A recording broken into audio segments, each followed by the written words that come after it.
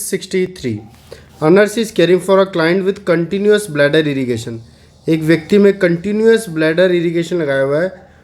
Which is important nursing action. क्या nursing action important है. तो बच्चे आपको मैं इमेज दिखाता हूँ. इस डायग्राम को देखें. इसमें ये इरिगेशन बैग है. इससे लगातार जो सॉल्यूशन होता है उसको ब्लैडर में डाला जाता है और फिर ब्लैडर से उसको ड्रेनेज बैग में क्या किया जाता है, खाली किया जाता है. ठीक है. तो लगातार आप फ्लूइड डालते हैं ताकि आप क्या कर सको, ब्लैडर को इरिगेट कर सको. ठीक है. लेकिन जब आप ये ब्लैडर इरिगेशन किसी व्यक्ति को दे रहे हो ना, तो आपको कैसे पता चलेगा कि उसका यूरिन आउटपुट कितना है. तो मान लीजिए कि आपने ये उस व्यक्ति को 1 लीटर फ्लूइड दिया है ना, और उसका जो यूरिन आउटपुट था वो 1200 ml था. तो आप समझ जाओगे कि 1 लीटर तो हमने दिया था बाहर से उसे फ्लूइड, और 200 ml उसका फ्लूइड आया होगा, यानी यूरिन आया होगा.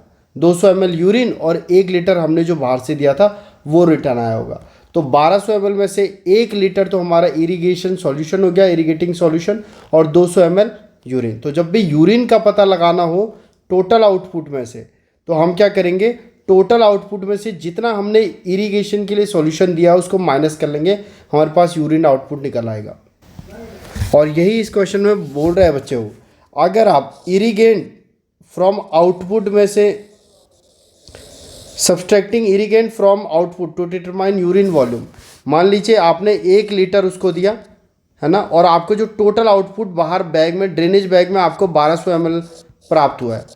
तो आप समझ जाएंगे 1 लीटर तो हमने उसको बाहर से इरिगेशन सॉल्यूशन दिया था, 200 ml उसका यूरिन रहा होगा, इसीलिए ड्रेनेज बैग में 1200 ml आया होगा. तो यानी 200 ml उसको यूरिन आउटपुट हुआ. ठीक है. तो ये याद रखना, कंटिन्यूस ब्लैडर इरिगेशन अगर किसी व्यक्ति को चल रहा है तो उसका क्या करो, जितना आपने इरिगेशन सॉल्यूशन उसको दिया ना, टोटल में से उसको माइनस कर दो, तो आपको पता चल जाएगा कि आपका यूरिनरी आउटपुट कितना है. ये क्वेश्चन बताना चाह रहा था. चलिए next question number 664. A nurse is providing client teaching to a woman who have recurrent UTI. एक व्यक्ति में बार बार है ना, एक वुमन में, एक फीमेल में बार बार यूटीआई हो रहा है. Which information should the nurse include concerning the reason why women are susceptible to urine tract infection than men. Females में यूरिन ट्रैक्ट इन्फेक्शन ज़्यादा क्यों होता है. 2 ही रीज़न मैंने बताए थे. एक तो फीमेल में शॉर्ट यूरिथ्रा होती है, यूरिथ्रा काफ़ी शॉर्ट होती है, और दूसरी यूरिथ्रा एनस के काफ़ी क्लोज होती है.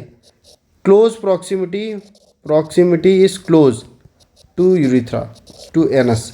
एनस के क्लोज प्रॉक्सिमिटी में होती है, तो ज़्यादा बैक्टीरिया क्या कर सकते हैं, ईजिली बैक्टीरिया असेंड कर सकते हैं. और शॉर्ट यूरिथ्रा होती है तो बैक्टीरिया को ट्रैवल भी ज़्यादा नहीं करना होता है, बहुत कम दूरी तय करके वो ब्लैडर तक पहुंच सकते हैं. ये 2 कारण होता है जिसकी वजह से फीमेल में यूटीआई ज़्यादा होता है. अब देखते हैं इनमें से कौन सा आंसर है. The length of urethra. Female में यूटीआई होने का रिस्क ज़्यादा क्यों होता है, यूरिथ्रा की लेंथ की वजह से, क्योंकि यूरिथ्रा क्या होती है, शॉर्ट होती है. ठीक है. चलिए next question number 665. A client in a nursing home is diagnosed with urethritis. एक व्यक्ति को यूरिथ्रा का इन्फ्लामेशन निकला हुआ है. What should the nurse plan to do before starting antibiotic. Antibiotic therapy start करने से पहले नर्स को क्या करना चाहिए, जो डॉक्टर ने प्रिस्क्राइब किया था. याद रखना बच्चे, जब भी कोई आपको सैंपल, कोई भी सैंपल चाहे, वो आपको कल्चर एंड सेंसिटिविटी के लिए भेजना होता है. मान लीजिए कल्चर एंड सेंसिटिविटी टेस्ट करना है किसी भी सैंपल का, चाहे वो यूरिन का हो चाहे ब्लड का हो. अगर उसका कल्चर एंड सेंसिटिविटी आपको भेजना है तो ध्यान रखें, पहले कल्चर एंड सेंसिटिविटी का सैंपल भेज दें, तब जाकर उसके बाद एंटीबायोटिक स्टार्ट करें, एंटीबायोटिक का कोर्स स्टार्ट करें. कभी भी पहले एंटीबायोटिक का कोर्स स्टार्ट करने के और उसके बाद कल्चर एंड सेंसिटिविटी भेजने का फ़ायदा नहीं होता. सबसे पहले आप कल्चर एंड सेंसिटिविटी से जो माइक्रो ऑर्गेनिज्म है उसको क्या कर दें, आइसोलेट कर दें. ठीक है. हमेशा कॉजेटिव ऑर्गेनिज्म को क्या करें, हमेशा पहले आइसोलेट कर दें. उसके बाद कल्चर एंड सेंसिटिविटी का सैंपल भेजने के बाद उस व्यक्ति का एंटीबायोटिक स्टार्ट करते हैं. ये बात ध्यान रखना, इंपॉर्टेंट है, काफ़ी बार पूछी जाती है. पहले सैंपल भेज दीजिए, अगर उसका कल्चर एंड सेंसिटिविटी का सैंपल भेजना है तो देन उसके बाद एंटीबायोटिक स्टार्ट कीजिए। ठीक है, इंपॉर्टेंट है। चलिए next question number 666। A nurse is assessing the urine of a client with UTI. एक व्यक्ति को यूटीआई है और उसके यूरिन को नर्स देख रही है। ठीक है, for which characteristic should the nurse assess each urine specimen. तो उसके यूरिन, अगर नर्स को पहले ही पता है इस व्यक्ति को यूरिन ट्रैक्ट इन्फेक्शन है, तो वो उसके यूरिन में किस चीज़ के लिए देखेगी। याद रखना बच्चे, अगर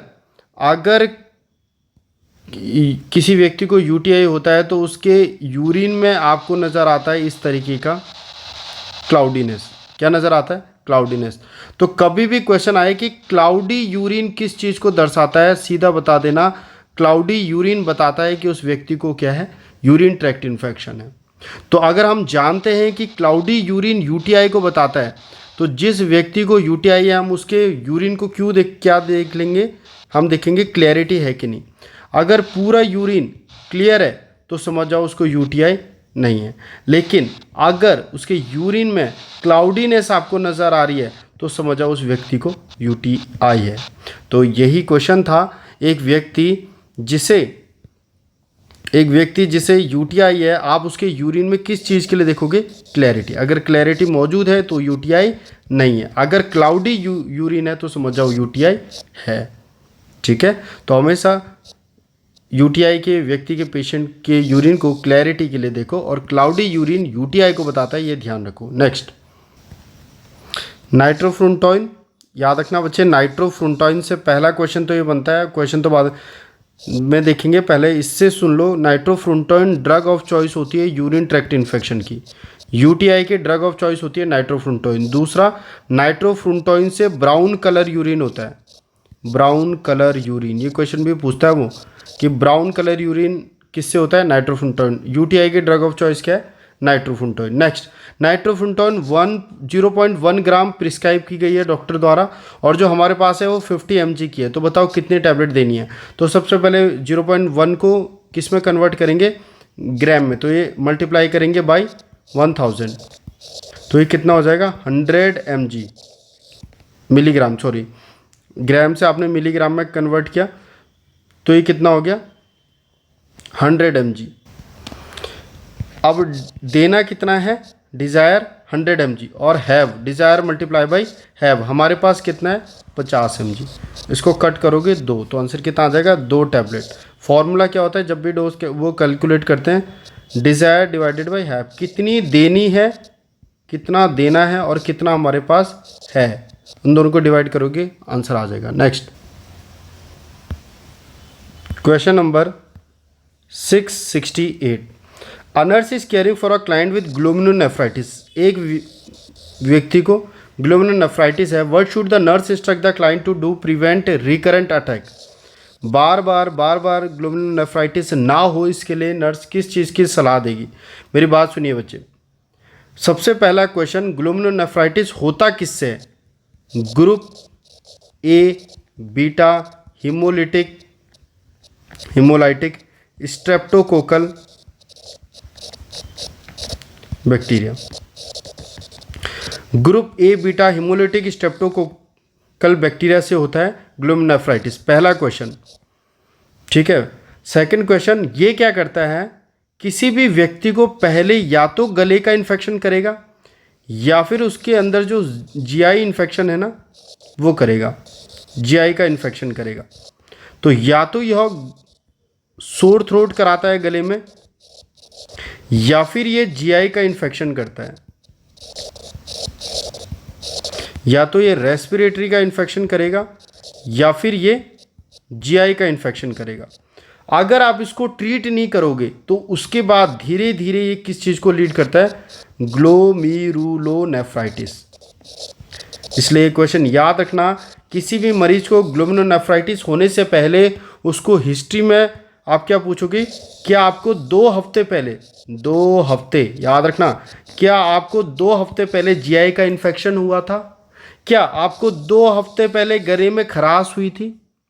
वो बोलेगा जी हाँ डॉक्टर साहब, गले में खराश तो हुई थी। तो समझ जाइए अनट्रीटेड ग्लोमेरुलोनेफ्राइटिस, यानी कि अब क्योंकि गले में सोर थ्रोट हुई थी, उसका उन्होंने मेडिकेशन नहीं लिया, दवाई नहीं ली, तो 2 हफ्ते के बाद उसको हो सकता है ग्लोमेरुलोनेफ्राइटिस।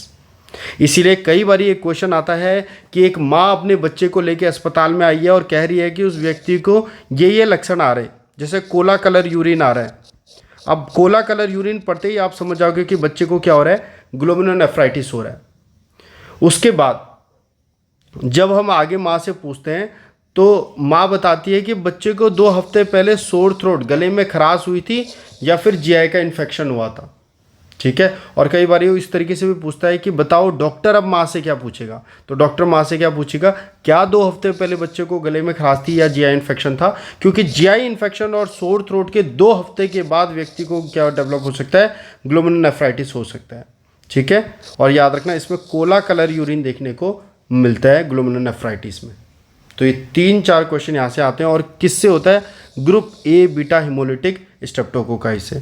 तो अब मुझे बताइए इस क्वेश्चन का क्या आंसर होगा। नर्स को अगर ग्लोमेरुलोनेफ्राइटिस को रोकना है तो उसको क्या सलाह देगी, seek early treatment of respiratory tract infection, कि अगर आपको रेस्पिरेटरी ट्रैक्ट इन्फेक्शन हुआ तो उसका जल्दी से जल्दी ट्रीटमेंट लीजिए नेक्स्ट टाइम, क्योंकि हो सकता है कि उसके 2 हफ्ते के बाद आपको ग्लोमेरुलोनेफ्राइटिस हो जाए। इसलिए हमेशा ट्रीटमेंट लीजिए जितने जल्दी हो सके रेस्पिरेटरी ट्रैक्ट या फिर जीआई इन्फेक्शन का। जीआई और रेस्पिरेटरी इन्फेक्शन अगर होते हैं तो उनका जल्दी से जल्दी ट्रीटमेंट लीजिए, बाद में वो ग्लोमेरुलोनेफ्राइटिस करा सकते हैं। ये ध्यान रखिएगा, ग्लोमेरुलोनेफ्राइटिस के 2 हफ्ते पहले ही व्यक्ति को या तो सोर थ्रोट होगा या जीआई का इन्फेक्शन होगा। नेक्स्ट है question number 670। A nurse is caring for a client with urethral calculus, यानी कि यूरेटर में क्या हो चुका है, स्टोन हो चुका है। What is the most important nursing action. याद रखिए बच्चे, स्टोन में एक तो पहली प्रायोरिटी जाती है पेन के लिए, उसका पेन का ट्रीटमेंट करो।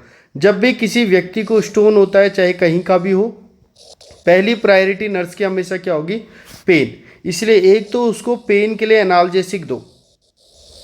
ठीक है, स्टोन कभी भी उसको रीनल स्टोन, यूरेट्रल स्टोन, कोई सा भी स्टोन है, उसको पेल के लिए एनाल्जेसिक दो, सबसे पहला काम। उसके बाद एक क्वेश्चन आता है कि जब भी किसी को स्टोन होता है, स्ट्रेन ऑल यूरिन, उसके सारे के सारे यूरिन को स्ट्रेन किया जाता है ताकि उनको बाद में लेबोरेटरी में भेजा जा सके और ये देखा जा सके कि कौन से टाइप का स्टोन है। टाइप ऑफ स्टोन पता करने के लिए पूरे के पूरे स्टोन यूरिन को क्या करें, स्ट्रेन करें, रंग करें, और बाद में उस यूरिन, ताकि उससे वो जो स्टोन है उसको कैच किया जा सके और उसको लेबोरेटरी में भेजा जा सके, ये पता करने के लिए कि कौन से टाइप का स्टोन है, कैल्शियम स्टोन है या कोई और स्टोन है। तो स्ट्रेन करें यूरिन को, ये हमेशा एग्जाम में पूछा जाएगा। एनाल्जेसिक दें, ये हमेशा एग्जाम में पूछा जाएगा। और इनटेक आउटपुट को मॉनिटर करें, कहीं ऐसा ना हो कि इनटेक ज़्यादा हो पेशेंट का और आउटपुट कम हो।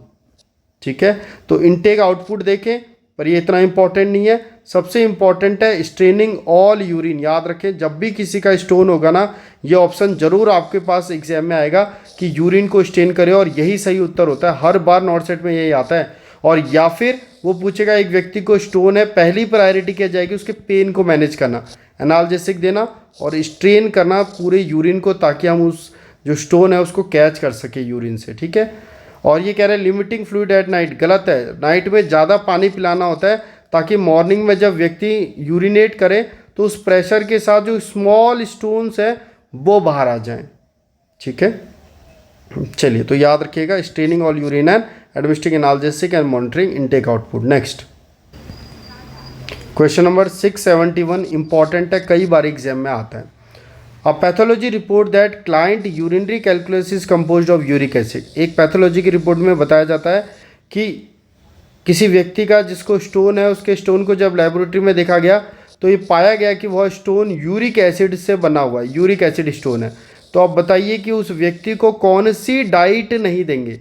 तो मेरी बात ध्यान से सुनिए बच्चे, जो भी ऑर्गन मीट वगैरह होती है ना, एनिमल मीट, मेरी बात सुनिए, एनिमल मीट जो भी होती है ना, जब वो टूटती है तो वो लास्ट में क्या देती है, यूरिक एसिड, यूरिक एसिड।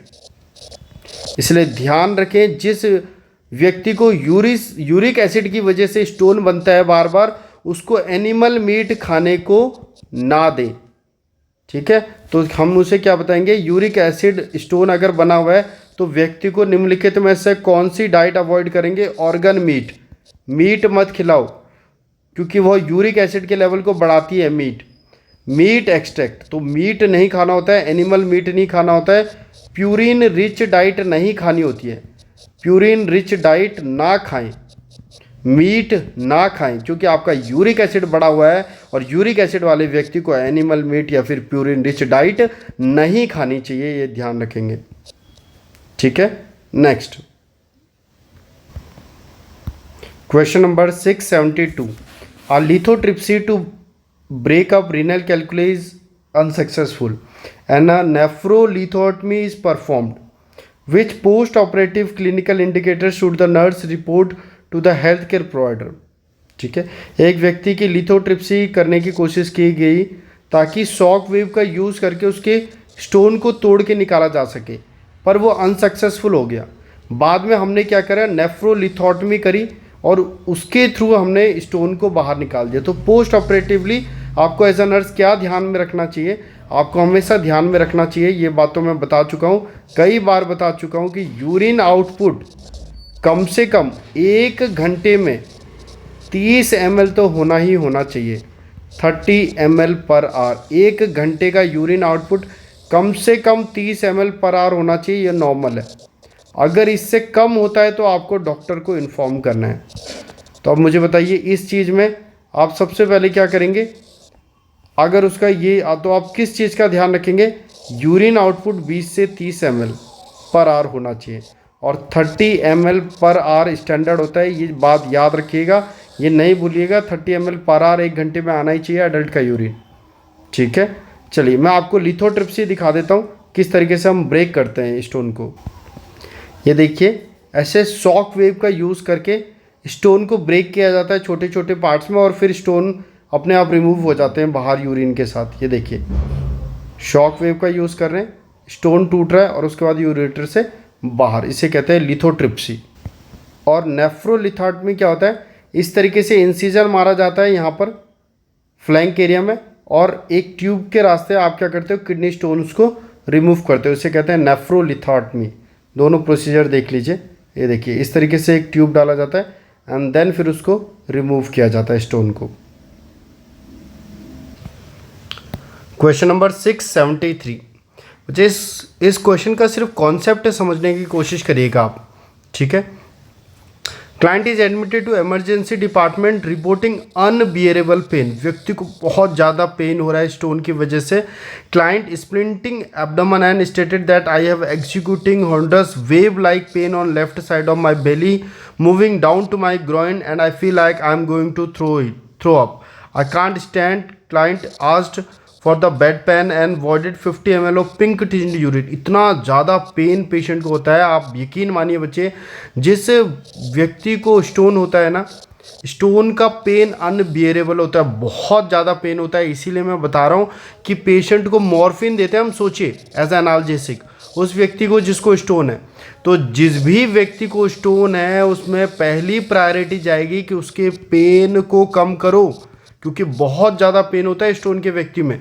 इसीलिए जब आपसे आंसर में ये 4 चीज़ें पूछी गई ना कि आप इस व्यक्ति का क्या करोगे जिसको इतना ज़्यादा पेन हो रहा है और ऐसे लक्षण आ रहे हैं, तो आंसर जाएगा administer the prescribed morphine. Morphine ही दी जाती है व्यक्ति को जिसको स्टोन है ताकि उसके पेन को कम किया जा सके।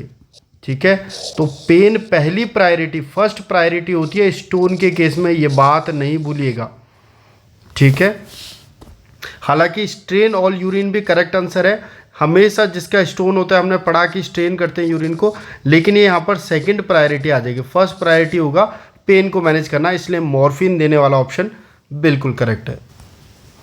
Question number 674, a nurse is caring for a client with the diagnosis of renal कैल्कुलाई। एक व्यक्ति को केयर कर रही है नर्स जिसको रीनल कैल्कुलाई है और वह कैल्शियम फॉस्फेट कंपोजिशन का है, जो स्टोन है वो कैल्शियम और फॉस्फेट का बना हुआ है। विच type of diet should the nurse explore with the client when providing discharge information. कैसी डाइट हमें एज अ नर्स उनको क्या करनी चाहिए, सजेस्ट करनी चाहिए। तो जाहिर सी बात है, अगर कैल्शियम और फॉस्फेट की वजह से स्टोन बन रहा है तो हम उन्हें कहेंगे कि आप वो फूड कंज्यूम कीजिए जिसमें कैल्शियम क्या होता हो, कम होता हो, ताकि आपके स्टोन फॉर्मेशन का रिस्क क्या हो, कम हो। और याद रखना, कैल्शियम ऑक्सलेट स्टोन सबसे कॉमन स्टोन होता है, सबसे कॉमन जो रीनल स्टोन होता है वो कैल्शियम ऑक्सलेट स्टोन होता है। ठीक है, तो ऐसे व्यक्तियों को बोलेंगे आप ऐसी चीज़ें कम खाना जिनमें कैल्शियम कम हो, जिनमें कैल्शियम ज़्यादा हो, सॉरी, जैसे कि मिल्क वगैरह, मिल्क डेयरी प्रोडक्ट्स वगैरह आपको कम खाने, उनमें कैल्शियम ज़्यादा होता है। ठीक है, तो आंसर जाएगा option number 2। Next 675, a pathology report state that client का क्या है, यूरिनरी कैलकुलस, यानी कि एक व्यक्ति को स्टोन है, और किसका स्टोन है, कंपोज्ड ऑफ यूरिक एसिड। वह जो स्टोन है वह यूरिक एसिड का बना हुआ है। Which should the nurse instruct the client to avoid, क्या उस पेशेंट को नहीं खाना है। तो यूरिक एसिड वाले व्यक्ति को हम क्या खाने से मना करते हैं, meat, organ meat, animal meat वगैरह खाने से मना करते हैं। प्यूरिन रिच डाइट लेने से मना करते हैं, प्यूरिन रिच डाइट लेने से मना करते हैं, और एनिमल मीट खाने से मना करते हैं। तो आंसर बताओ, एनिमल मीट कौन सा हो जाएगा, लीवर। तो ये बहुत फेमस क्वेश्चन है, काफ़ी बार रिपीट होता है एग्जाम में, ध्यान रखिएगा। और आप उनको सजेस्ट क्या करेंगे, आप उनको सजेस्ट करेंगे ऐसा डाइट खाइए जिसमें लो प्यूरिन हो। लो प्यूरिन डाइट उनको कहा जाता है, लो प्यूरिन डाइट लेने के लिए। ठीक है, और अवॉइड करें ऑर्गन मीट वगैरह लेने के लिए। ठीक है, question number 676, the nurse is caring for a client with and stage renal disease. एक व्यक्ति को एंड स्टेज रीनल डिजीज है जिसे हम कहते हैं ESRD। पहला प्रश्न, एंड स्टेज रीनल डिजीज कब होता है, जब आपका ग्लोमेरुलर फिल्ट्रेशन रेट GFR कितने से कम हो जाए, 15 ml पर डे, या सॉरी R पर आर कितना होना चाहिए, 125 ml होना चाहिए पर मिनट। ठीक है, सॉरी, पर मिनट कितना होना चाहिए, 125 ml पर मिनट। और पर डे कितना होना चाहिए, 180 लीटर कितना हमारा GFR होता है पर डे, और निकलता कितना है, 1.5 लीटर यूरिन बनता है। तो जब 15 से कम हो जाता है तो उसको हम क्या कहते हैं, ESRD, and stage renal disease. ठीक है, तो नॉर्मली 125 ml पर मिनट होता है GFR, और वह अगर 25 ml पर मिनट से कम हो जाए तो हम उसे क्या बोलते हैं, एंड स्टेज रीनल डिजीज। तो मान लीजिए किसी व्यक्ति की जो ये 5th स्टेज होती है बच्चे, लास्ट स्टेज होती है किडनी डिजीज़ की, एंड स्टेज रीनल डिजीज।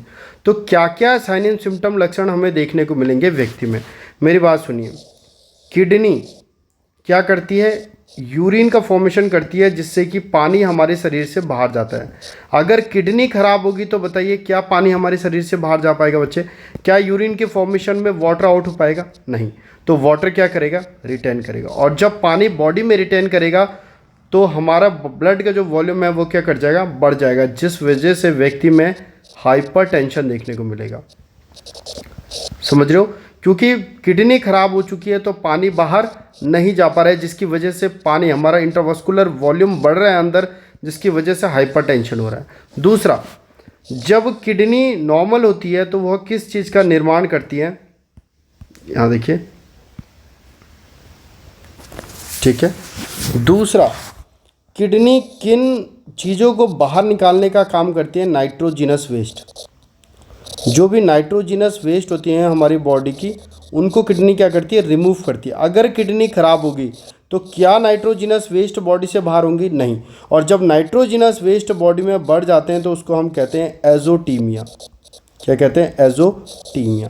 तो ध्यान रखना, जिस व्यक्ति की किडनी खराब है उसमें आपको एजोटीमिया देखने को मिलेगा, यानी नाइट्रोजिनस वेस्ट बढ़ा हुआ देखने को मिलेगा। और क्योंकि उसमें यूरिन आउटपुट बिल्कुल ही नहीं है, सारा जो फ्लूइड है वो अंदर रिटेन कर रहा है, तो उस व्यक्ति में हाइपरटेंशन देखने को मिलेगा। तो मुझे बताइए, जिसकी किडनी 5th स्टेज में है, जिसका जो GFR है वो 15 ml से भी कम है, ESRD, उस व्यक्ति में क्या क्या देखने को मिलेगा, एक तो हाइपरटेंशन और दूसरा एजोटीमिया देखने को मिलेगा। और याद रखना बच्चे, इस कंडीशन में सिर्फ हमारे पास 2 ही ऑप्शन होते हैं, या तो ज़िंदगी भर डायलिसिस करते रहो या फिर किडनी ट्रांसप्लांट कर दो। ये क्वेश्चन भी आता है कि ESRD में हमारे पास कौन सी 2 चॉइसेस होती हैं। इसके अलावा आप दवाई से ठीक नहीं कर सकते व्यक्ति को, या तो डायलिसिस कराओ या फिर किडनी ट्रांसप्लांट कराओ। चलिए नेक्स्ट। और मुझे बताओ क्या पॉलीसाइथीमिया होगा? नहीं। जिसकी किडनी खराब होती है ना बच्चे, उसको एनीमिया होता है, उसको एनीमिया होता है। क्यों? क्योंकि किडनी बनाती थी एरिथ्रोपोइटिन, एरिथ्रोपोइटिन, और एरिथ्रोपोइटिन हार्मोन बनाता था आरबीसी। किडनी बनाती थी एक हार्मोन एरिथ्रोपोइटिन, और एरिथ्रोपोइटिन हार्मोन बनाता था आरबीसी। अब अगर किडनी खराब है तो क्या एरिथ्रोपोइटिन हार्मोन बनेगा? नहीं। तो क्या आरबीसी बनेंगी? नहीं।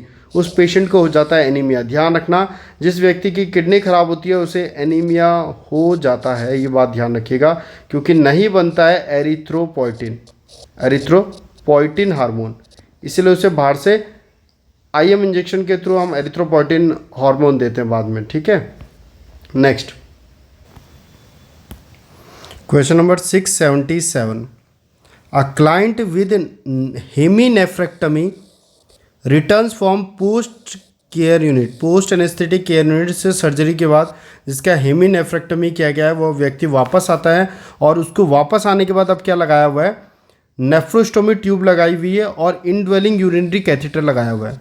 The client urinary output is 50 ml per hour. यहाँ पर ध्यान दीजिए बच्चे, क्या कह रहा है? क्लाइंट का urinary output 50 ml per hour है।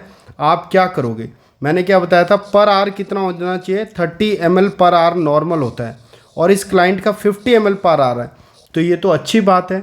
तो इसीलिए ध्यान रखें, इसका आंसर जाएगा रिकॉर्ड द फाइंडिंग। हम सिर्फ रिकॉर्ड करेंगे, डॉक्टर को इन्फॉर्म नहीं करेंगे। रिकॉर्ड द फाइंडिंग्स, ठीक है। लेकिन अगर इसका यूरिन आउटपुट 25 ml होता, 20 ml होता, 15 ml होता, तो हम डॉक्टर को इन्फॉर्म करते, क्योंकि 1 घंटे में नॉर्मल यूरिन आउटपुट कितना होना चाहिए? 30। इससे कम डॉक्टर को इन्फॉर्म करना है, इससे ज़्यादा है तो सिर्फ डॉक्यूमेंट करना है, रिकॉर्ड करना है। नेक्स्ट क्वेश्चन नंबर 678 क्या कह रहा है? A client is diagnosed with bladder cancer. एक व्यक्ति को ब्लैडर का कैंसर हो चुका है, एंड सिस्टेक्टमी, उसका ब्लैडर रिमूव करने के लिए बोल दिया गया है, एंड इलियल कंडक्ट बनाने के लिए कह दिया गया है। मैं अभी आपको डायग्राम दिखाऊंगा इलियल कंडक्ट कैसा दिखता है। What should the nurse plan to do pre operatively? तो ऑपरेशन से पहले क्या करना चाहिए? ब्लैडर कैंसर है, ब्लैडर रिमूव करने के लिए बोल दिया और इलियल कंडक्ट बनाने के लिए बोल दिया, तो सर्जरी से पहले आपको क्या करना चाहिए? देखिए पहले इलियल कंडक्ट कैसे दिखता है। ये देखिए, अगर ब्लैडर को रिमूव कर दिया जाए तो उसके बाद दोनों यूरेटर को, ठीक है, दोनों यूरेटर को आप कंबाइन करके इस तरीके से एक स्टोमा बना देते हैं बॉडी के बाहर, और वहाँ से फिर आप क्या करते हैं? यूरिन कलेक्ट करते हैं। तो इसको कहते हैं कंडक्ट इनसाइड बॉडी, इसको क्या कहते हैं? Ileal conduct. ठीक है, अगर मैं आपको और डायग्राम दिखाऊं तो ये डायग्राम देखिए आप, इस तरीके से दोनों यूरेटर को कंबाइन करके एक स्टोमा बना दिया जाता है फिर बॉडी के बाहर, उसमें फिर आप बैग में कलेक्ट करते रहिए। ये देखिए, तो इसे कहते हैं इलियल कंडक्ट। ये एक व्यक्ति का बनाया जा रहा है, उसका गॉल ब्लैडर रिमूव किया जा रहा है, तो उससे पहले प्री ऑपरेटिवली हम क्या करेंगे? ऑपरेशन से पहले हम उसको एनीमा देंगे, लैक्सेटिव देंगे, ताकि उसके बाउल को खाली किया जा सके। याद रखना, प्री ऑपरेटिवली, ऑपरेशन से पहले हमेशा बाउल को क्लीन कर रखें, हमेशा बाउल को क्लीन करें। और उसको क्लीन करने के लिए हम किस चीज़ का यूज़ कर सकते हैं? हम उसके लिए एनिमा का यूज़ कर सकते हैं, लैक्सेटिव्स का यूज़ कर सकते हैं। ठीक है, इलियल कंडक्ट ध्यान रखिएगा।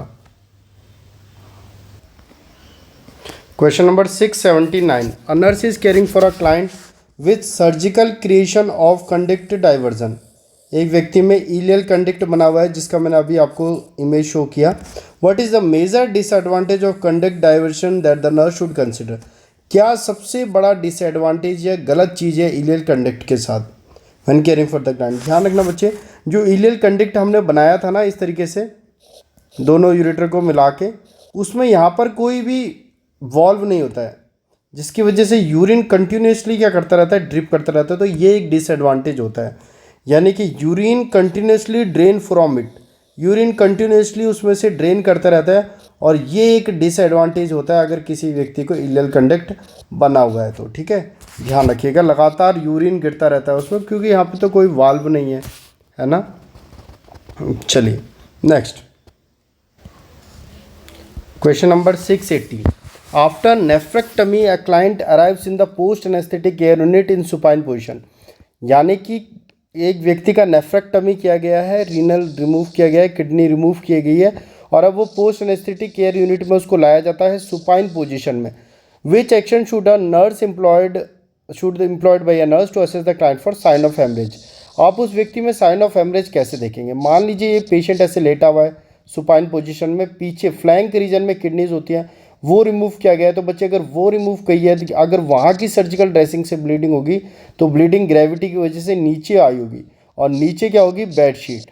तो अगर आपको देखना है कि व्यक्ति को ब्लीडिंग हुई है या नहीं, तो आप उसको टर्न करके देखोगे और नीचे देखोगे। अगर नीचे आपको बेडशीट गीली या ब्लीडिंग नज़र आ रही है तो समझ जाओगे पेशेंट को हेमरेज हो रहा है, ब्लीडिंग हो रही है। ठीक है, तो आंसर क्या जाएगा? Turn the client to observe the dressing. आप सबसे पहले मरीज को टर्न करें और टर्न करके उसकी ड्रेसिंग को देखें, क्योंकि ग्रेविटी की वजह से ब्लड नीचे की तरफ ही जाएगा और व्यक्ति में आपको फ्लैंक रीजन में ऐसे देख सकता है कि वहाँ पर आपको अगर ब्लीडिंग देखने को मिल रही है तो समझ जाइए कि पेशेंट को हेमरेज हो रहा है। Next question number 681। A client had a suprapubic prostatectomy. एक व्यक्ति की प्यूबिक एरिया से, ठीक है, सुप्राप्यूबिक प्रोस्टेक्टमी यानी प्रोस्टेट को रिमूव किया गया है प्यूबिक रीजन से। Which type of tube can the nurse expect the client to have when he returns from his room from the post anesthetic care unit। जब वो पोस्ट एनेस्थेटिक केयर यूनिट से वापस आता है तो नर्स को पता होगा, नर्स एक्सपेक्ट करेगी कि कौन सा ट्यूब उस व्यक्ति में लगा होगा। तो एक व्यक्ति जिसकी सुप्राप्यूबिक प्रोस्टेक्टमी होती है ना बच्चे, उसमें जो ट्यूब लगा होता है उसको हम कहते हैं सिस्टोस्टोमी। उसे कौन सा ट्यूब कहते हैं? सिस्टोस्टोमी। ठीक है, सिस्टोस्टोमी। अब मैं आपको इमेज में दिखाता हूँ सिस्टोस्टोमी ट्यूब कैसी दिखती है। ये देखिए, ये जो ट्यूब सुप्राप्यूबिक रीजन से डाली गई है ना, ये है सिस्टोस्टोमी इंसिजन और सिस्टोस्टोमी ट्यूब। देख पा रहे हैं आप? यहाँ पर इस ट्यूब को देख लीजिए, या फिर ये देखिए सिस्टोस्टोमी इन्फ्यूजन है और यहाँ पर से एक ट्यूब डाला गया है डायरेक्टली ब्लैडर में। तो ये होती है सिस्टोस्टोमी ट्यूब। ठीक है, चलिए next question number 682। A client with suprapubic prostatectomy, suprapubic region से प्रोस्टेट ग्लैंड को रिमूव किया है, वो anaesthetic post anaesthetic care unit से वापस आती है और एक्सीडेंटली अपना जो यूरिनल कैथेटर है, यूरिथ्रल कैथेटर है, उसको रिमूव कर देती है एक्सीडेंटली। तो नर्स सबसे पहले क्या करेगी? मेरी बात सुनिए, जब भी ब्लैडर की कोई प्रोसीजर हो रखी हो ना और वहाँ पर डाली गई हो ट्यूब कैथेटर, वहाँ पर कौन सी कैथेटर डाला गया हो, कोई सा भी कैथेटर डाला गया हो, और अगर वो रिमूव होता है, नर्स का पहला काम है कि कैथेटर को दोबारा डालना, कैथेटर को दोबारा डालना। लेकिन कैथेटर को दोबारा न्यू कैथेटर वो अपने खुद से नहीं डाल सकती, पहले उसको डॉक्टर को इन्फॉर्म करना पड़ेगा एंड देन जब वो ऑर्डर्स लिखेंगे तो आपको क्या करना पड़ेगा? नए कैथेटर को इंसर्ट करना पड़ेगा। लेकिन नया कैथेटर इंसर्ट करना बहुत ज़रूरी है ताकि यूरिन कंटिन्यूसली ड्रेन होता रहे, है ना, कंटिन्यूसली यहाँ पे यूरिन रिटेंशन ना हो, कंटिन्यूसली ड्रेन होता रहे। इसीलिए डॉक्टर को इन्फॉर्म करें कि उसने अपना ट्यूब एक्सीडेंटली रिमूव कर दिया गया है और हमें लगता है कि हमें नया ट्यूब डालना चाहिए, और फिर उनके साथ डिस्कस करके आपको नया ट्यूब इंसर्ट करना चाहिए। इसलिए आंसर जाएगा notify the health care provider. Health care provider को नोटिफाई करिए, है ना, एंड देन उसके बाद एक नए कैथेटर को फिर से इंसर्ट करिए। ये सही आंसर होगा। तो सबसे पहला काम क्या होगा? Notify the health care provider. री इंसर्ट है, न्यू कैथेटर नहीं होगा बच्चे, क्योंकि आप इंडिपेंडेंटली एक नया कैथेटर नहीं डाल सकते, आपको पहले हेल्थ केयर प्रैक्टिशनर को इन्फॉर्म करना पड़ेगा। चलिए next question number 683। The nurse is caring for a client with indwelling urinary catheter. एक व्यक्ति को इनड्वेलिंग यूरिनरी कैथेटर लगा हुआ है। What is the most important action for the nurse to implement when irrigating the bladder. अगर आप bladder irrigation कर रहे हो तो सबसे इंपॉर्टेंट चीज़ क्या है कि जो भी, याद रखना बच्चे, जो भी आप कैथेटराइजेशन करो चाहे इरीगेशन करो, जो भी चीज़ आप ब्लैडर के अंदर डालोगे वो स्टेराइल होनी चाहिए, वह स्टेराइल होनी चाहिए, क्योंकि ब्लैडर भी एक स्टेराइल बॉडी कैविटी है, ब्लैडर भी एक स्टेराइल बॉडी कैविटी है। ठीक है, तो सर्जिकल एसेप्सिस का यूज़ करना है और स्टेराइल चीज़ों को ही सिर्फ ब्लैडर के अंदर डालना है, इस बात का ध्यान रखना। इसलिए इसका आंसर जाता है कि सिर्फ स्टेराइल इक्विपमेंट का यूज़ करें। अगर आप इरिगेशन ऑफ ब्लैडर भी कर रहे हैं तो सिर्फ और सिर्फ स्टेराइल इक्विपमेंट का यूज़ करें, क्योंकि ब्लैडर अपने आप में एक स्टेराइल बॉडी कैविटी है। ठीक है। और वैसे भी अगर आपने स्टेराइल यूज़ नहीं करा और बैक्टीरिया असेंड कर गए ऊपर, तो यहाँ पर यूरिथ्राइटिस या फिर ब्लैडर का इन्फ्लामेशन है ना, ये सारी चीज़ें, सिस्टाइटिस जिसे हम कहते हैं, सिस्टाइटिस, यूरिथ्राइटिस आपको देखने को मिल सकता है। इसीलिए हमेशा स्टेराइल इक्विपमेंट का यूज़ करें। Next question number 684, what should the nurse do to obtain an accurate urine output for a client with continuous bladder irrigation. ये हम पहले भी डिस्कस कर चुके हैं बच्चे। एक व्यक्ति का कंटिन्यूस ब्लैडर इरीगेशन चल रहा है, उसमें आपको यूरिन आउटपुट कैलकुलेट करना है। तो मैंने आपको बताया था, मान लीजिए ये बैग है, इससे आप उसको उसके ब्लैडर में फ्लूइड डाल रहे हो और यहाँ यूरिन आउटपुट आ रहा है, इसमें यूरिन आउटपुट आ रहा है। यूरिन आउटपुट 1200 ml है और आपने जो फ्लूइड अंदर डाला था ब्लैडर में वो कितना था, 1000 ml। तो आप समझ जाओगे कि 1000 ml तो हमने क्या डाला था, इरीगेशन के लिए फ्लूइड डाला था, और टोटल जो यूरिन आउटपुट आ रहा है ड्रेनेज बैग में वो 1200 ml है। तो 1200 में से जब 1000 को घटा दोगे तो आंसर कितना आएगा, 200 ml। यानी कि 200 ml क्या है उसका यूरिन आउटपुट। ठीक है, तो कैसे कैलकुलेट करते हैं, टोटल ड्रेनेज में से माइनस कर देते हैं जितना इरीगेटिंग सॉल्यूशन था, आपका निकल जाएगा यूरिन आउटपुट। बात समझ में आए। इसलिए 684 का जो आंसर जाएगा वो थर्ड जाएगा। सब्सट्रैक्ट करना है वॉल्यूम ऑफ इरीगेंट, कितना इरीगेंट था उसको सब्सट्रैक्ट करेंगे किससे, टोटल जितना ड्रेनेज आ रहा है उससे, और आपका निकल जाएगा, निकल कर आपके सामने आ जाएगा यूरिन आउटपुट।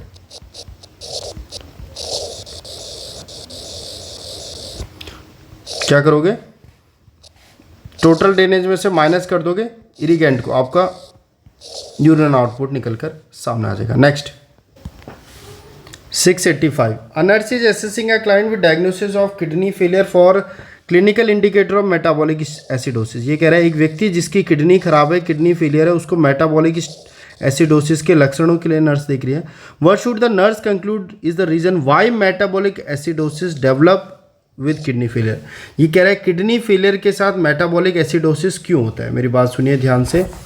ये रही हमारी दो प्यारी प्यारी किडनियाँ, और हमारी किडनी का काम क्या था, H आयन, हाइड्रोजन आयन को बॉडी से बाहर फेंकना। लेकिन जब किडनी खराब हो गई तो वो H आयन को बाहर नहीं फेंक पाई, जिससे बॉडी के अंदर H आयन की कंसंट्रेशन बढ़ गई। और जब बॉडी के अंदर H आयन की कंसंट्रेशन बढ़ जाती है तो उसे हम क्या कहते हैं, एसिडोसिस। उसे हम क्या कहते हैं, एसिडोसिस।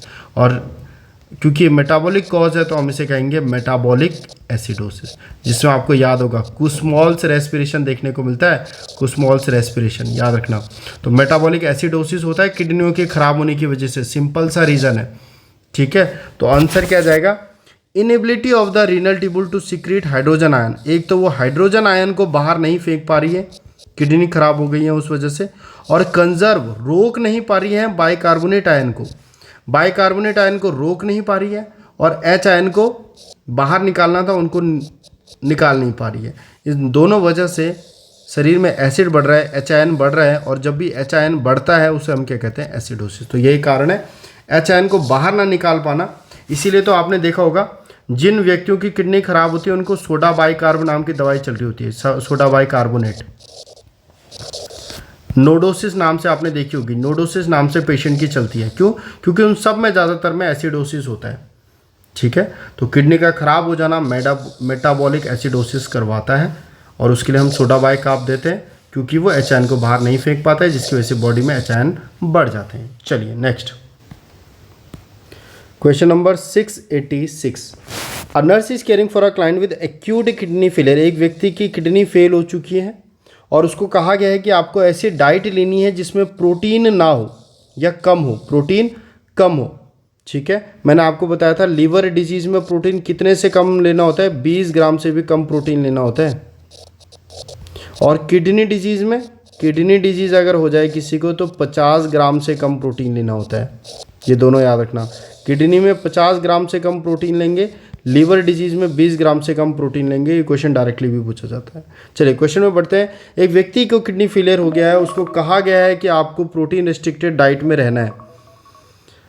तो क्लाइंट नर्स से पूछता है कि क्यों ये डाइट नेसेसरी है, मुझे प्रोटीन को रेस्ट्रिक्ट क्यों करना है। जाहिर सी बात है, हम उसको बताएंगे, देख बेटा प्रोटीन जो होता है ना, जब वो बॉडी के अंदर जाता है और वो टूटता है तो वो लास्ट में बनाता है यूरिक एसिड, और यूरिक एसिड को जब बाहर निकलना होता है तो उसको किडनी का सहारा ही चाहिए बाहर निकलने के लिए। नाइट्रोजिनस वेस्ट बनाता है प्रोटीन। अब मुझे बताइए, अगर किसी की किडनी खराब है तो क्या वो इन वेस्ट प्रोडक्ट जो प्रोटीन से बनते हैं, यूरिया, यूरिक एसिड, इसको बाहर फेंक पाएगा? नहीं। और अगर इसको बाहर नहीं फेंकेगा तो ये शरीर में बढ़ जाएगा। इसीलिए आप कोशिश करिए आप प्रोटीन ही ना लीजिए ताकि किडनी के ऊपर लोड ना पड़े, क्योंकि आपकी किडनी खराब है। अगर आप ज़्यादा प्रोटीन खाओगे तो आपका ज़्यादा waste product uric acid, urea वगैरह बनेगा और आपको और ज़्यादा प्रॉब्लम होगा, नाइट्रोजिनस वेस्ट और आपकी बॉडी में बढ़ेगा। इसीलिए कोशिश करिए कि प्रोटीन को इतना खाइए कि आप पूरे दिन में 50 ग्राम से कम प्रोटीन कंज्यूम करें। ठीक है, तो आंसर क्या जाएगा? This supplies only essential amino acid. जो आप 50 ग्राम प्रोटीन भी खा रहे हो वो भी एसेंशियल अमीनो एसिड है। Reducing the amount of metabolic waste product. अगर आप प्रोटीन नहीं खाओगे तो जो मेटाबॉलिक वेस्ट प्रोडक्ट है वो क्या होगा? कम होगा, कम बनेगा। ठीक है, thus decreasing stress on the kidney. उसकी वजह से किडनी पर भी लोड कम पड़ेगा, क्योंकि आप प्रोटीन नहीं खाओगे तो मेटाबॉलिक वेस्ट भी कम बनेगा और मेटाबॉलिक वेस्ट कम बनेगा तो किडनी पर लोड भी कम पड़ेगा। ठीक है, ये इसका आंसर होगा, ऑप्शन नंबर 3। चलिए next question number 687। The client with acute kidney failure. एक व्यक्ति के किडनी फेलियर है, कहता है why I am twitching and my finger and toes are tingling. क्यों मुझे ट्विचिंग हो रही है और मेरे हाथ पाँव में टिंगलिंग हो रही है। The nurse should respond this is caused by. Nurse उसे बताएगी कि ये क्यों हो रहा है, उसके हाथ में ट्विचिंग वगैरह क्यों हो रही है। पहली बात मेरी सुनिए, हाथ में ट्विचिंग या टिंगलिंग वगैरह होना किस बात को बताता है? कि आपकी बॉडी में कैल्शियम कम है। हाइपोकैल्सीमिया को बताता है अगर किसी की ट्विचिंग हो रही है या फिर टिंगलिंग हो रही है। अब बात यह है कि अगर किसी व्यक्ति की किडनी खराब है तो उसमें कैल्शियम कम कैसे हो रहा है। मेरी एक बात सुनिए, 2 कारणों की वजह से किडनी खराब वाले व्यक्ति में कैल्शियम की कमी हो सकती है। पहला कारण, किडनी विटामिन डी को एक्टिवेट करती है। अगर आपको याद हो तो विटामिन डी को एक्टिवेट करने का काम किसका होता है? किडनी का होता है। और अगर विटामिन डी को एक्टिवेट करने का काम कौन करती है? किडनी। अगर किडनी खराब हो जाए तो क्या विटामिन डी एक्टिवेट होगा? नहीं। अगर विटामिन डी एक्टिवेट नहीं होगा तो मुझे बताओ, विटामिन डी किसको एब्जॉर्ब करता था? कैल्शियम को। याद होगा आपको, कैल्शियम के एब्जॉर्प्शन के लिए विटामिन डी चाहिए। अब अगर किडनी खराब है तो विटामिन डी एक्टिवेट नहीं हो रहा है, और अगर विटामिन डी एक्टिवेट नहीं हो रहा है तो कैल्शियम भी एब्जॉर्ब नहीं हो रहा है, तो कैल्शियम की बॉडी में क्या हो जाएगी? कमी। पहला कारण। दूसरा कारण, क्योंकि किडनी क्या करती है, एक बात याद रखिएगा, कैल्शियम और फॉस्फोरस एक दूसरे के उल्टे होते हैं। अगर फॉस्फेट बढ़ेगा तो कैल्शियम कम होगा, अगर फॉस्फेट बढ़ेगा तो कैल्शियम कम होगा, अगर कैल्शियम कम होगा तो फॉस्फेट बढ़ेगा, अगर कैल्शियम बढ़ेगा तो फॉस्फेट कम होगा। एक दूसरे के उल्टे चलते हैं। अगर किडनी खराब होगी तो वो क्या करती है, वो फॉस्फेट को बॉडी से बाहर नहीं फेंक पाती है, जिसकी वजह से फॉस्फेट काफ़ी ज़्यादा हो जाता है। और जब शरीर में फॉस्फेट ज़्यादा होता है तो बाहर जाता है कैल्शियम, और जब कैल्शियम यानी कैल्शियम क्या हो जाएगा बॉडी में? कम। फॉस्फेट ज़्यादा है तो कैल्शियम कम, और जैसे ही कैल्शियम कम होता है व्यक्ति को कैल्शियम कम होने के जो लक्षण हैं वो दिखने लगते हैं। तो 2 कारणों की वजह से कैल्शियम कम हो रहा है उस व्यक्ति में जिसकी किडनी खराब है। आज के बाद याद रखना, किडनी खराब वाले व्यक्ति में, किडनी फेलियर वाले व्यक्ति में आपको हमेशा कैल्शियम क्या देखने को मिलेगा? कम। और इसीलिए उसके हाथ में ट्विचिंग वगैरह हो रही है। तो हम उसे बता देंगे कि ट्विचिंग वगैरह, टिंगलिंग वगैरह आपके हाथ में क्यों हो रही है? कैल्शियम डिप्लीशन, कैल्शियम का लेवल आपकी बॉडी में कम कर चुका है, क्योंकि एक तो आपके विटामिन डी एक्टिवेट नहीं हो रहा है जिसकी वजह से कैल्शियम रीअब्जॉर्ब नहीं हो रहा है, और दूसरा आपकी किडनी फॉस्फेट को बाहर नहीं फेंक पा रही है जिसकी वजह से फॉस्फेट बढ़ जा रहा है, और जब अगर फॉस्फेट बढ़ता है तो कैल्शियम कम हो जाता है। ठीक है, आगे बढ़ें। Next question number 688। A client with acute kidney failure become confuse and irritable. एक व्यक्ति जिसकी किडनी फेलियर था अब वह कन्फ्यूज हो चुका है और इरिटेबल हो चुका है। Which does the nurse determine the most likely cause of this behaviour. क्यों ये उस व्यक्ति में देखा जा रहा होगा? मेरी बात सुनिए बच्चे, जब किसी व्यक्ति की किडनी खराब होती है तो उस व्यक्ति में नाइट्रोजिनस वेस्ट का लेवल क्या कर जाता है? बढ़ जाता है, क्योंकि नाइट्रोजिनस वेस्ट बॉडी से बाहर नहीं जा पा रहा है। जब ये नाइट्रोजिनस वेस्ट काफ़ी ज़्यादा बढ़ जाता है तो यह एंटर कर जाता है आपके ब्रेन में। ब्लड ब्रेन बैरियर को क्रॉस करता है और सीधा ब्रेन में चले जाता है। और जब ये ब्रेन में पहुंचता है तो व्यक्ति को लक्षण आते हैं सीएनएस से जुड़े हुए, जैसे व्यक्ति में आपको कन्फ्यूज़न देखने को मिल सकता है, क्लाउडीनेस देखने को मिल सकता है, इरिटेबिलिटी देखने को मिल सकती है। इसीलिए आप जैसे ही देखोगे कि व्यक्ति को ऐसे सिम्टम आ रहे हैं, कन्फ्यूज़न, क्लाउडीनेस, इरिटेबिलिटी, आप समझ जाओगे यानी कि उस व्यक्ति के नाइट्रोजिनस वेस्ट यानी कि ब्लड में नाइट्रोजिनस वेस्ट काफ़ी ज़्यादा हो चुका है, इसीलिए अब वो ट्रेवल कर चुका है ब्रेन में। ठीक है, तो ये हमसे क्वेश्चन पूछ रहा है कि क्या कारण रहा होगा इस बिहेवियर का, कंफ्यूज्ड एंड इरिटेबल होने का क्या कारण रहा होगा।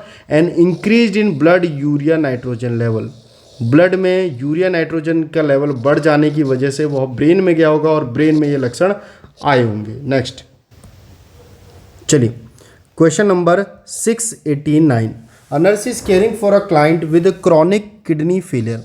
एक व्यक्ति को क्रॉनिक किडनी फेलियर है, which clinical finding should the nurse expect when assessing the client.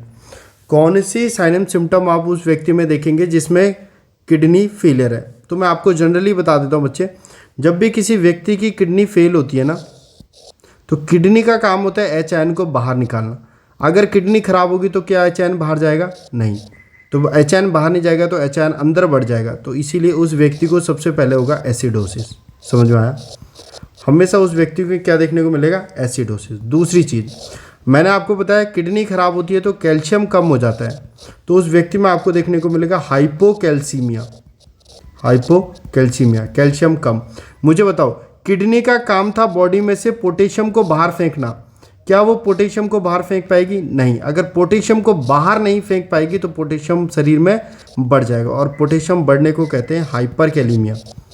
हाइपरकैलीमिया, ठीक है।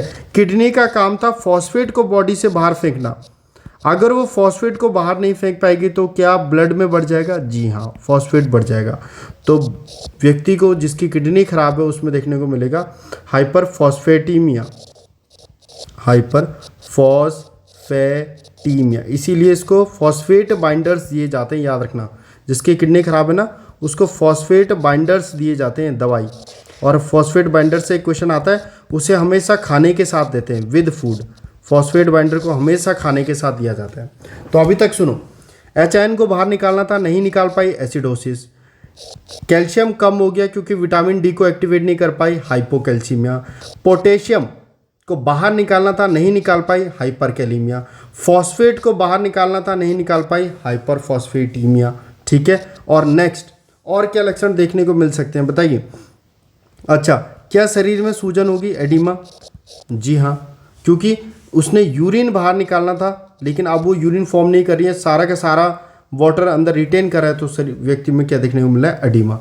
और जब सारा का सारा पानी शरीर से बाहर नहीं जा रहा है, अंदर ही रुक रहा है, तो उस वजह से व्यक्ति में और भी क्या देखने को मिल रहा है? Hyper tension. व्यक्ति का बीपी भी आपको बढ़ा हुआ नजर आ रहा है। तो इस सारे लक्षण देख लीजिए, एसिडोसिस, हाइपोकैल्सीमिया, हाइपरकैलीमिया। इसीलिए वो एक बार उसने नॉर्थ सेट में क्वेश्चन पूछा था, एक व्यक्ति जिसकी किडनी खराब है उसकी ECG में क्या चेंजेस नजर आएंगे बताओ। क्योंकि हाइपरकैल्सीमिया हो रहा है तो याद रखना टॉल T वेव देखने को मिलेगा, यही तो क्वेश्चन था। वाइड QRS कॉम्प्लेक्स देखने को मिलेगा, ठीक है, क्योंकि पोटेशियम क्या है? बढ़ा हुआ है। समझ में आ रही है मेरी बात? तो इस तरीके से इनडायरेक्टली भी वो आपसे पूछ सकता है। और हाइपोकैल्सीमिया में जब कैल्शियम कम होता है तो QT इंटरवल बढ़ जाता है, ये ध्यान रख लीजिएगा। ठीक है, अब मुझे बताइए, एक तो लिथार्जी, पेशेंट को थकावट भी होती है बच्चे, क्योंकि जिसकी किडनी खराब होती है ना, एक और यहाँ पर देख लो, जिसकी किडनी खराब होती है ना तो उसमें एक हार्मोन नहीं बनता है, उस हार्मोन का नाम है एरिथ्रोपोइटिन। जब ये हार्मोन नहीं बनेगा उस व्यक्ति में तो ये हार्मोन बनाती है RBC। अगर किडनी खराब है तो क्या एरिथ्रोपोइटिन हार्मोन बनेगा? नहीं। जब एरिथ्रोपोइटिन हार्मोन नहीं बनेगा तो क्या RBC बनेंगे? नहीं। उस व्यक्ति को हो जाएगा एनीमिया। और एनीमिया वाले व्यक्ति में आपने देखा होगा जिसमें खून की कमी होती है उसे क्या होती है? थकावट। इसलिए लिथार्जी एक ऑप्शन जाएगा और मसल ट्विचिंग एक ऑप्शन जाएगा, क्योंकि कैल्शियम कम है। तो लिथार्जी और मसल ट्विचिंग इसका आंसर है। मुझे बताओ, यहाँ पर लिखा हुआ है हाइपोटेंशन, क्या हाइपोटेंशन होगा जिसकी किडनी खराब है? नहीं, हाइपरटेंशन होगा, क्योंकि सारा का सारा पानी शरीर के अंदर रुक रहा है। क्या पॉलीयूरिया खूब सारा पेशाब बनेगा? नहीं बच्चे, ओलिगयूरिया होगा, बहुत कम पेशाब आएगा क्योंकि किडनी पेशाब ही नहीं बना पाएगी। ठीक है। रेस्पिरेटरी एसिडोसिस होगा क्या? नहीं। मेटाबॉलिक एसिडोसिस होता है। तो ये सारे लक्षणों को ध्यान रखना। किडनी आपकी इतनी इजी हो जाएगी, रीनल सिस्टम, अगर आपको ये सारे छोटे छोटे पॉइंट्स ध्यान होंगे तो। ठीक है। और एरिथ्रोपोइटिन को कौन सी सेल्स बनाती है किडनी की? जेजी सेल्स। ये क्वेश्चन भी आता है। जस्टा ग्लोमेरुलर सेल एरिथ्रोपोइटिन बनाती है। और अगर ये किसी व्यक्ति में नहीं बनना है तो हम बाहर से उसको इंजेक्शन देते हैं, अपोइटिन का इंजेक्शन देते हैं, अपोइटिन का इंजेक्शन।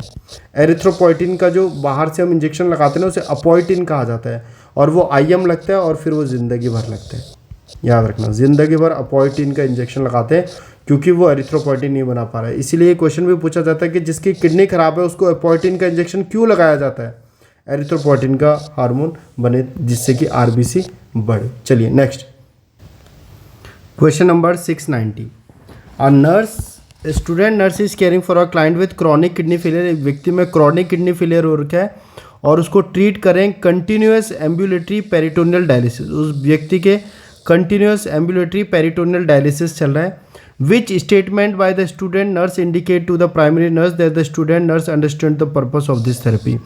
क्यों एक व्यक्ति को कंटिन्यूस एम्बुलेटरी पेरिटोनियल डायलिसिस दिया जाता है? तो पहले मैं आपको इमेज दिखाता हूँ पेरिटोनियल डायलिसिस का। तो ये देखिए बच्चों, इस तरीके से डायलिसिस सॉल्यूशन को पेरिटोनियम मेम्ब्रेन में डाला जाता है, वहाँ पर वो फ्लूइड इकट्ठा होता है और उसके बाद ये जो पेरिटोनियल लाइनिंग है ना, ये as a semi permeable membrane काम करता है। ठीक है। और उसके बाद हम उसे आउटफ्लो के थ्रू ड्रेनेज बैग में निकाल लेते हैं। तो ये है पेरिटोनियल डायलिसिस। और देख लीजिए इमेज, इस तरीके से सॉल्यूशन बैग है, डायलसेट को हम अंदर डाल रहे हैं।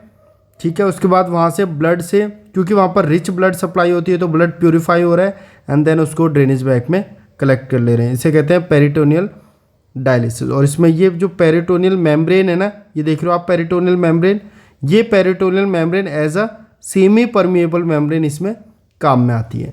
चलिए, तो पेरिटोनियल डायलिसिस हम मरीज का क्यों कर रहे हैं?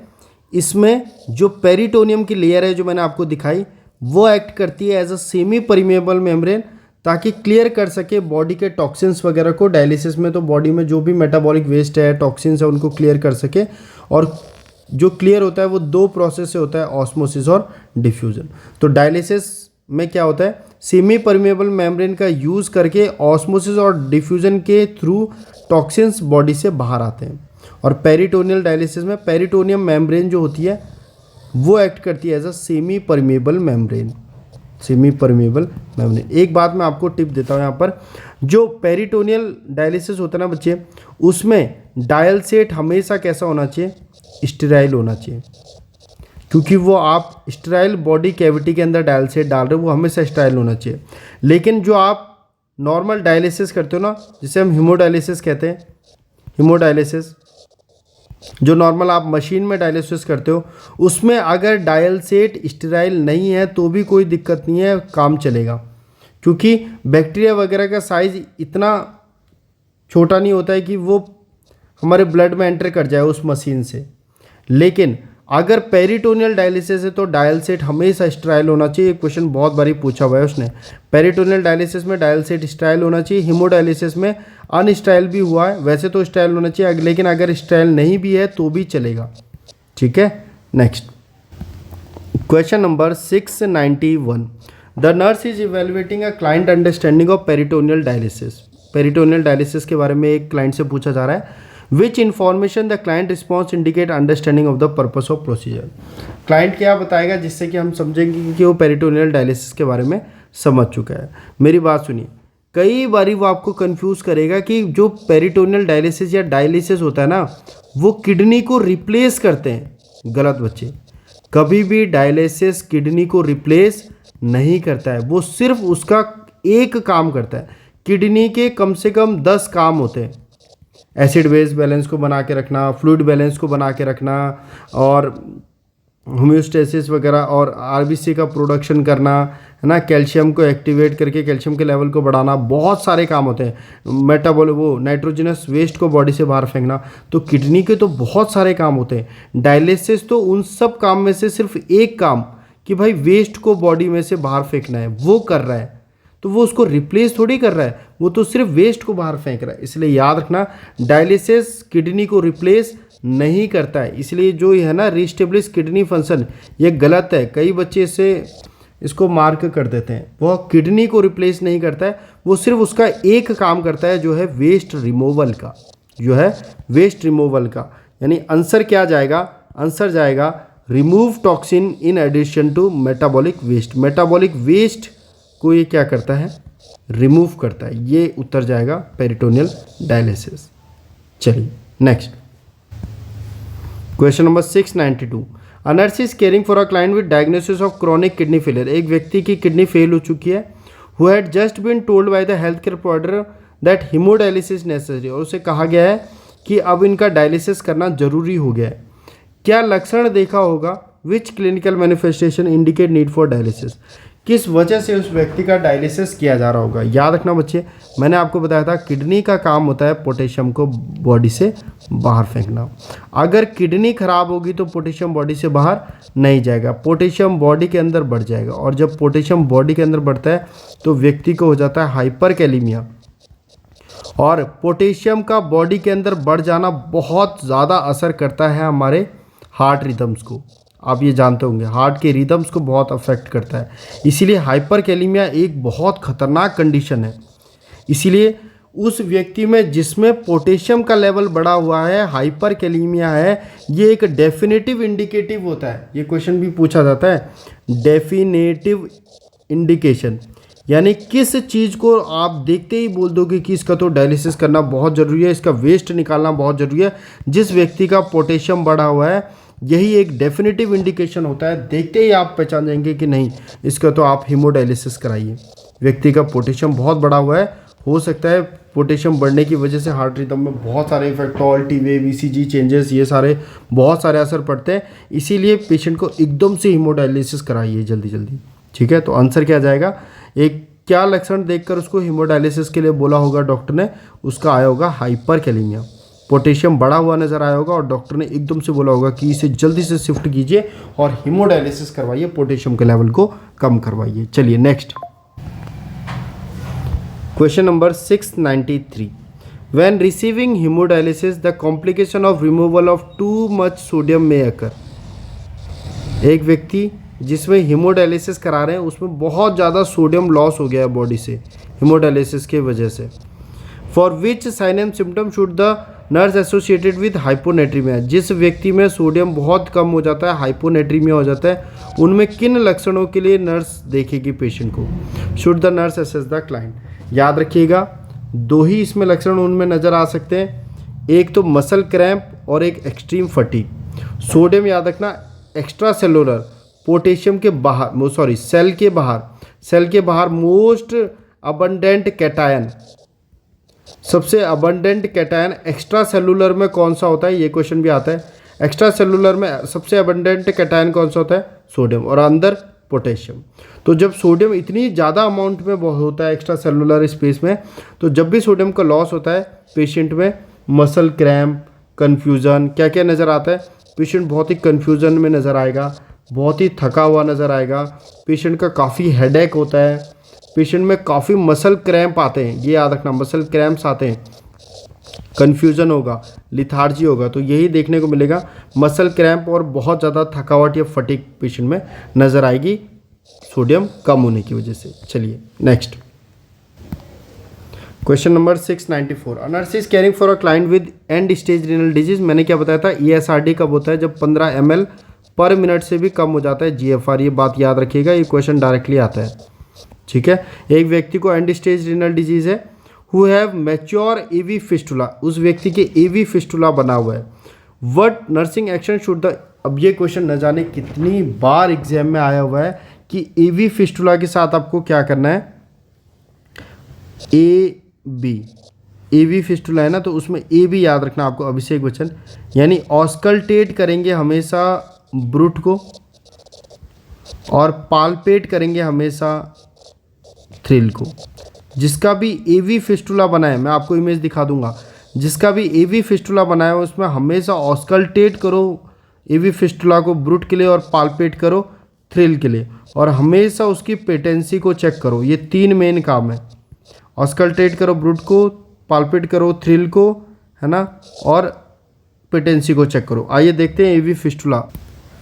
देखिए ये एवी फिस्टुला यहाँ पर बनाया हुआ है। हमेशा 2 काम करेंगे, ब्रूट को कान बनाया हुआ है, देखो ब्रूट को हमेशा क्या करते हैं, सुनते हैं, ए बी ऑस्कल्टेट करेंगे ब्रूट को। जब आप यहाँ पर ऑस्कल्टेट यहाँ पर सुनेंगे ना, जहाँ पर फिस्टुला लगा हुआ है वहाँ पर आपको जूजिंग साउंड, स्क्यूजिंग साउंड सुनाई देगी। जैसे ही ब्लड वहाँ से बह रहा होगा ना, तो आपको एक स्क्यूजिंग साउंड सुनाई देगी, उसको कहते हैं ब्रूट, यानी कि ये काम कर रहा है। और थ्रिल क्या होता है, जब वहाँ पर आप हाथ रखोगे ना, देखो हाथ का डायग्राम बना हुआ है, जब आप यहाँ पर हाथ रखोगे तो आपको वाइब्रेशन फील होगा, ब्लड ऐसे एक जगह से दूसरी जगह से जा रहा होता है, जर्र जर्र जर्र, तो आपको बहुत ज़्यादा वाइब्रेशन फील होगा, उसे कहते हैं थ्रिल।